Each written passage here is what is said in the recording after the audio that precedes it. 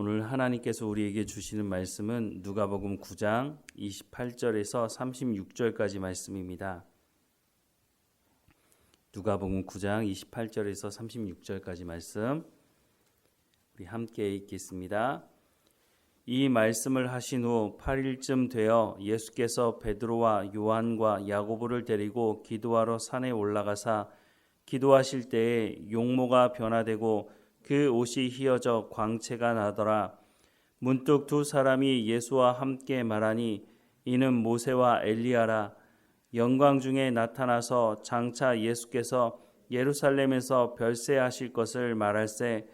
베드로와 및 함께 있는 자들이 깊이 졸다가 온전히 깨어나 예수의 영광과 및 함께 선 두 사람을 보더니 두 사람이 떠날 때에 베드로가 예수께 여짜오되 주여 우리가 여기 있는 것이 좋사오니 우리가 초막 셋을 짓되 하나는 주를 위하여 하나는 모세를 위하여 하나는 엘리야를 위하여 하사이다 하되 자기가 하는 말을 자기도 알지 못하더라. 이 말 할 즈음에 구름이 와서 그를 덮는지라. 구름 속으로 들어갈 때에 그들이 무서워하더니 구름 속에서 소리가 나서 이르되 이는 나의 아들 곧 택함을 받은 자니 너희는 그의 말을 들으라 하고 소리가 그침에 오직 예수만 보이더라. 제자들이 잠잠하여 그 본 것을 무엇이든지 그때에는 아무에게도 이르지 아니하니라. 아멘. 오늘 본문 앞에 보면 우리가 어제 봤지만 예수님이 사람들이 나를 누구라고 하느냐라고 묻고 또 제자들에게 너희는 나를 누구라고 하느냐라고 물었습니다. 그때 베드로가 주는 그리스도십니다 라고 하나님께서 약속하신 구약 성경에 하나님께서 약속하신 그 메시아입니다 라고 하는 것을 고백하는 것을 우리가 봤습니다. 오늘 본문이 연결되는 본문인데요. 이 신앙 고백을 한 것이 맞다고 하는 것을 제자들이 경험하는 사건을 기록하고 있습니다. 34절과 35절 말씀에 보면 이 말 할 즈음에 구름이 와서 그들을 덮는지라. 구름 속으로 들어갈 때에 그들이 무서워하더니 구름 속에서 소리가 나서 이르되 이는 나의 아들 곧 택함을 받은 자니 너희는 그의 말을 들으라 라고 말씀을 하고 있습니다. 주는 그리스도십니다 라고 하는 입으로 고백할 뿐만 아니라 하늘에서 소리가 났습니다. 이는 나의 택한 아들이다 라고 하는 말씀을 하고 있죠. 베드로가 신앙 고백한 제자들이 신앙 고백을 한 그 예수님이 바로 하나님의 아들이라고 하는 것을 경험하는 시간을 갖게 됐습니다.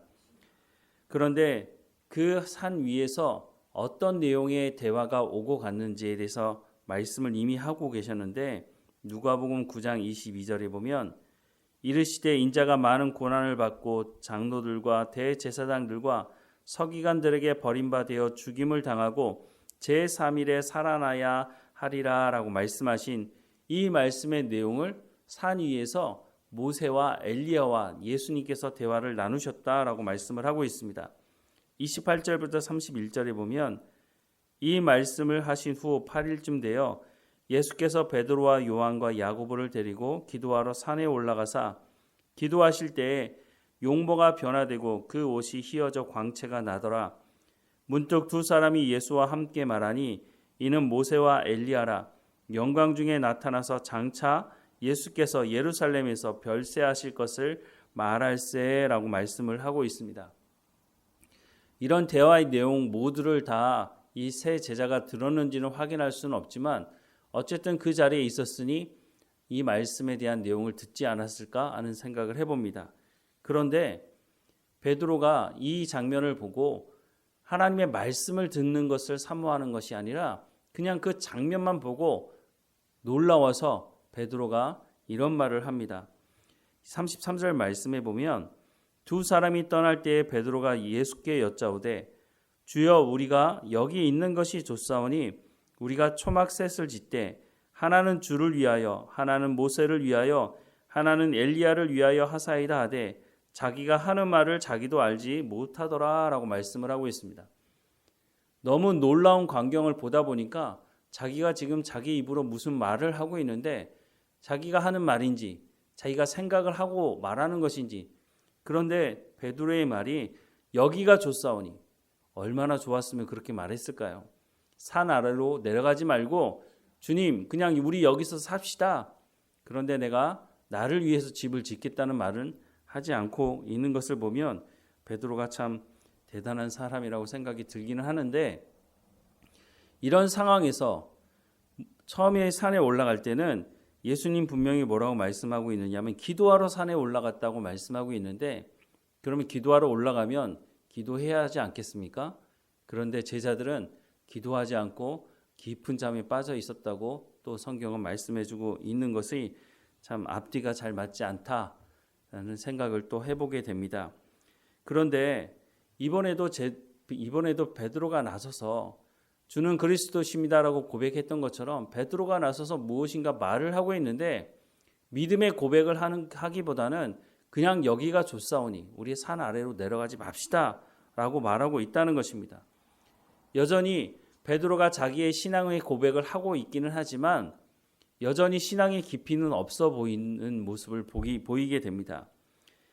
에베소서 4장 17절 말씀에 보면 그러므로 내가 이것을 말하며 주 안에서 증언하노니 이제부터 너희는 이방인이 그 마음이 허망한 것으로 행함같이 행하지 말라라고 말씀을 하고 있는 것이 베드로의 모습이 이 말씀 속에서 보이지 않나 하는 생각을 해보게 됩니다.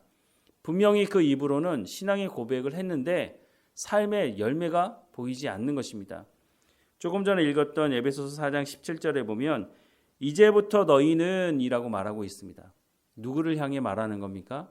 에베소 교회 성도들을 향해서 말하는 거죠.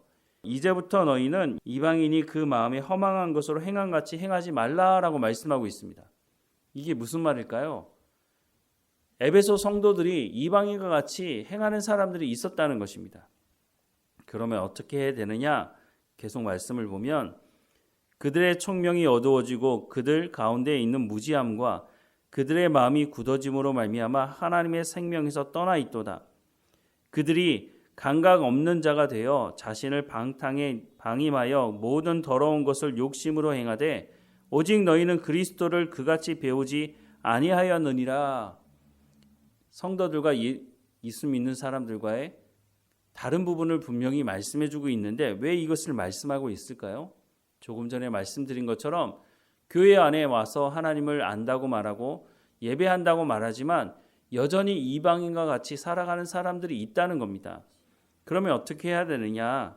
21절 말씀에 진리가 예수 안에 있는 것 같이 너희가 참으로 그에게서 듣고 또한 그 안에서 가르침을 받았을진데 너희는 유혹의 욕심을 따라 썩어져가는 구습을 따르는 옛사람을 벗어버리고 오직 너희의 심령이 새롭게 되어 하나님을 따라 의와 진리의 거룩함으로 지으심을 받은 새 사람을 입으라라고 말씀을 하고 있습니다. 베드로가 신앙의 고백을 하고 나서 예수님께서 자신의 죽음과 부활에 대해서 말씀을 하실 때에 베드로가 가장 먼저 나서서 예수님의 그 죽음과 부활을 가로막습니다. 그때 예수님께서 다른 복음서에 보면 너희가 사람의 일을 행하려고 한다고 그래서 책망을 받고 하나님의 뜻을 이루어야 한다라고 말씀합니다. 우리가 하나님의 뜻을 어떻게 알 수 있을까요?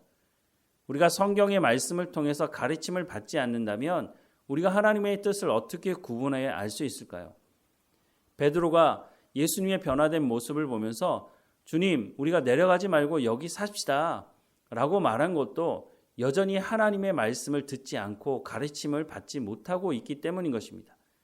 예수님께서 하나님의 말씀을 직접 전하심에도 불구하고 베드로가 하나님의 말씀을 듣지 않고 있으니 그 삶이 변화되어 열매를 맺지 못하고 있다고 하는 것입니다. 에베소서 말씀도 마찬가지입니다. 조금 전에 보았던 것처럼 진리가 예수 안에 있는 것 같이 너희가 참으로 그에게서 듣고 또한 그 안에서 가르침을 받았을진데 라고 말씀을 하고 있는 것은 하나님의 말씀을 듣고 우리의 생각이 새로워지지 않으면 우리가 예수 믿는다고 말하면서도 우리가 함께 모여 예배하면서도 우리의 삶이 변화되지 않고 하나님의 뜻을 이루는 삶이 아니라 옛사람과 같이 우리가 우리의 욕심을 따라 행하는 삶을 살아갈 수밖에 없다고 하는 것을 말씀해 주고 있는 것입니다. 베드로가 신앙의 고백을 한 것이 잘못됐다고 말씀을 드리는 것이 아닙니다. 베드로의 믿음이 없는 것이죠. 믿음이 작은 것이죠. 주님이 말씀하는 것처럼 너희가 왜 믿음이 이렇게 작느냐라고 말씀하는 것처럼 분명히 신앙 고백한 것은 맞지만 삶의 열매가 없는 것은 우리가 하나님의 말씀의 가르침을 받지 못하고 있다고 하는 것입니다. 우리는 하나님의 말씀을 듣고 있습니까? 예수님께서 변화된 모습을 통해서 그 안에서 이루어졌던 대화는 예수님의 별세에 관한 말씀이었다고 성경은 말씀해 주고 있습니다. 예수님께서 이미 말씀을 시작하신 말씀입니다. 그렇다면 그 자리에서 베드로가 물어야 했던 것은 예수님 어떻게 이 일이 행해질 것입니까?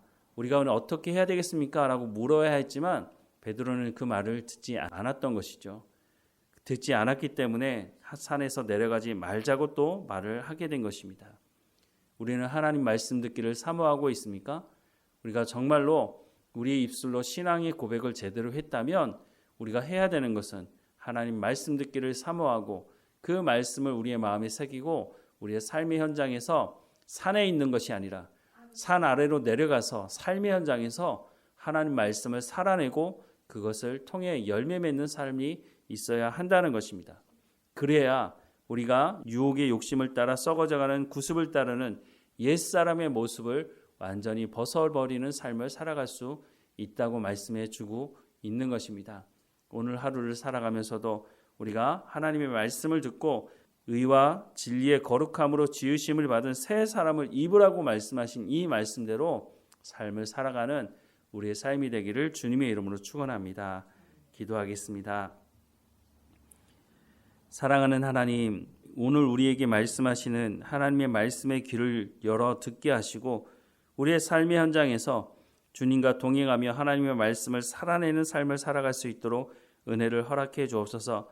오늘 우리에게 성령의 충만함을 허락해 주시고 그 성령의 충만함을 통해서 하나님의 말씀을 깨달아 알게 하셔서 삶의 열매가 있는 삶이 될 수 있도록 하나님 인도해 주옵소서. 하나님 말씀하시는 그 말씀 앞에 우리가 겸손하게 무릎 꿇고 엎드리게 하시고 하나님 말씀하실 때까지 기다릴 줄 알게 하시며 하나님께서 우리의 삶을 통해서 하나님의 일을 이루어가는 것을 통해 참 기쁨과 평안을 누리며 살아가는 삶이 될 수 있도록 하나님 인도해 주옵소서. 우리 삶의 모든 근심과 걱정을 하나님 앞에 내려놓습니다. 우리는 오직 주님을 찬양하며 하나님의 영광을 드러내는 소금과 빛의 역할을 감당하는 삶이 될 수 있도록 하나님 인도해 주옵소서. 오늘 우리가 어느 곳에 있든지 하나님과 동행하게 하시며 우리를 통해서 하나님의 영광이 드러나는 삶이 될 수 있도록 인도해 주옵소서. 몸이 연약한 성도들 한 사람 한 사람마다 지켜주셔서 강건하여지게 하시고 오직 주님께 소망을 두고 살아갈 수 있도록 인도해 주옵소서. 우리의 자녀들 어느 곳에 있든지 하나님 동행하시며 만나주시고 말씀해 주시고 하나님 우리 가운데 부어주셨던 그 은혜를 우리의 자녀들에게도 부어주셔서 우리보다 더 갑절의 믿음을 가지고 살아가는 우리의 자녀들 될 수 있도록 하나님 인도해 주옵소서. 유혹 많은 이 세상 속에서 우리가 그것을 분별해내며 하나님께 영광이 되는 삶이 될 수 있도록 인도해 주옵소서. 우리와 함께 하시는 하나님께 감사하고 예수님의 이름으로 기도드립니다. 아멘.